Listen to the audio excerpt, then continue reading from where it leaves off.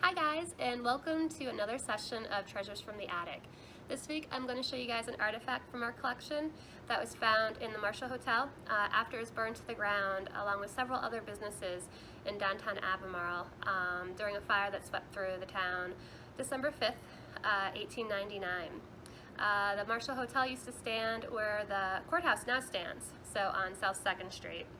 It was built in the mid-1800s by Henry Marshall. Henry Marshall owned a lot of land when Albemarle was first formed, and just as a little bit of a side note, he later sold some of that land to the Wiscasset Mills Company. So the Wiscasset Mills and the mill houses are built on the former Marshall farmland. But back to the fire. Let me show you guys this photograph right here. And this is actually the remains of the Marshall Hotel after the fire. And you can tell just how devastating it really was.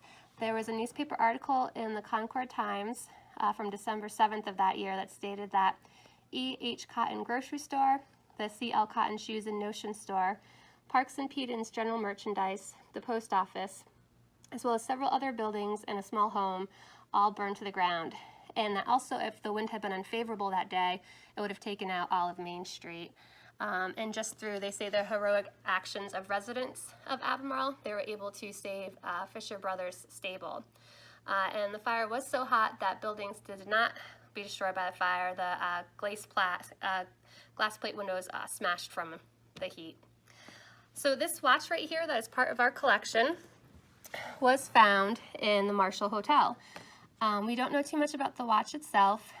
We know that it is a French timepiece, and it was manufactured by H. Rassellet. You can tell that the face plate is melted from the heat of the fire. And you can hopefully see the little hands. There's one hand right here between the 1 and the 2, and then there's another hand over here. And so the watch has been frozen at the time about 1:42, and that holds up about the time that the fire would have been raging at the Marshall Hotel in the morning. If we close it, there's a little bit of a design on the front, and then if we flip it over, unfortunately the back is unattached, but you can see all the screws and gears of what makes this clock work. And so it's a really great example of a late 19th century pocket watch. So, surprisingly, with this fire being so destructive, there was reportedly no loss of life.